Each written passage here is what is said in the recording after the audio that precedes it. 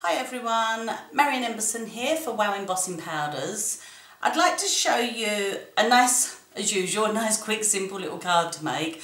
But this time I want to show you using clear matte dull, which creates this lovely, well, a matte dull background. It does what it says on the jar. And then we're going to use opaque bright white, one of my favourites. So nice, quick and simple. So I'm going to take my background stamp, which is Sexy Hexy, and I'm going to ink it up with Versamark. Now, if you've never used clear matte dull before, it doesn't look inspiring in the pot. It's just very, very dull looking, pardon the pun, but it's actually getting mixed up. It just looks like that in the pot, but it's very I just love using it because it when it goes on and you first start heating it, it goes like a glossy, as if like a gloss would go.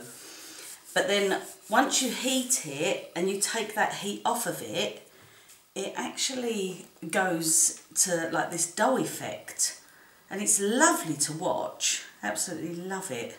So I'm just pouring it all on there. Doesn't matter if I overload it, because I'm just going to shake off the excess, give that a little flick, and then pop this back in the pot. But yeah, it's fab to use. It's great for masculine cards because there's no shimmer or shine to it, so it works very well for that. So I'm going to heat it. I'm going to start in the corner and then just work my way up. And I don't know whether the camera's going to pick this up very well, but it's going to go glossy, as I say. And then as the heat comes away from it, it's going to dull back down again.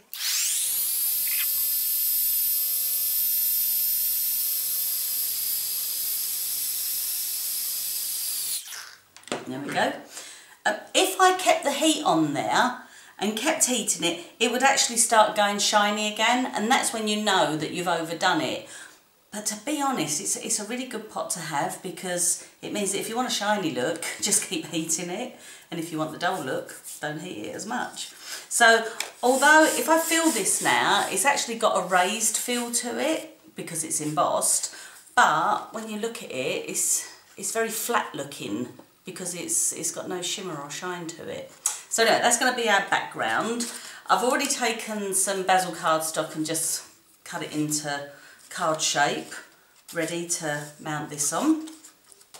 And then I've taken some strips of the same matching cardstock, and this time I'm going to use the Twine background. This is one of our newer stamps as well. And I'm going to ink it up, and then I'm just going to rub these little pieces on. I'll probably fast forward this bit for you, and then I'm going to cover them in the opaque bright white.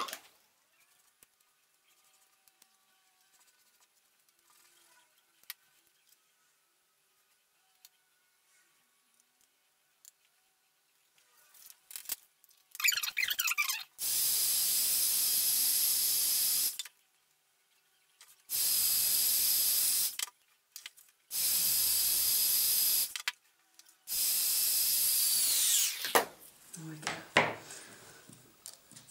So I wasn't bothered if I missed little bits at the ends, because the top part of it is going to get covered up, and then the bottom part I'm going to be trimming off. So I'm just going to trim them into little pennants and banners.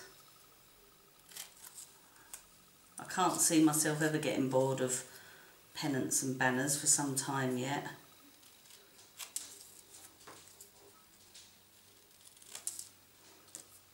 I'll keep that one straight. This is why it's always good to cut it afterwards, because if you have sort of smudged a bit or missed a bit, then that's the bit that you can just chop off.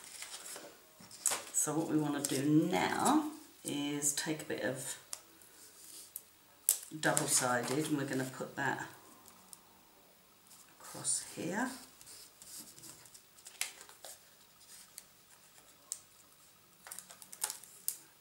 Flip it back over if it's overhanging, and then let's go. You can overhang them a little bit as well. play around with them. You don't have to be perfect with the alignment. Take that off, move that up a tiddly bit. In fact, I'm just going to chop a little bit off the top of that one just to make it shorter. So it's going to look like that. I'm going to take some ribbon and I'm just going to stick a little bit of tape on the back just to anchor it down, and then I'll bring it round to the front.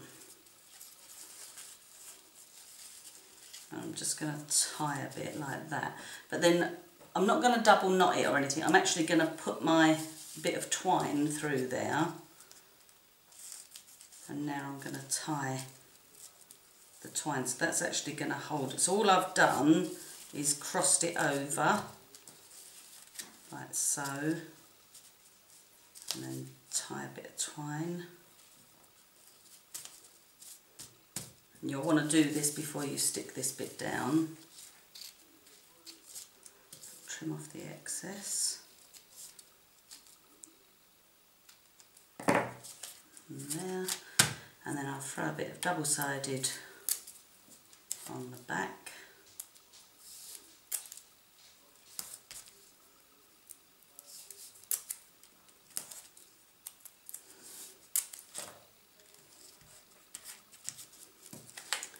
I know it's quicker with a tape runner, but I've always used double-sided. I just find it, I don't know, it's just always my go-to tape.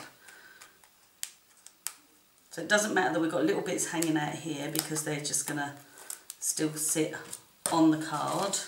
Make sure your card's the right way up, and then we just position it centrally on there,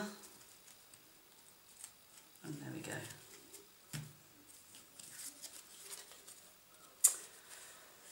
A nice, quick, simple little card again. That should be my middle name. Thanks for watching. Bye.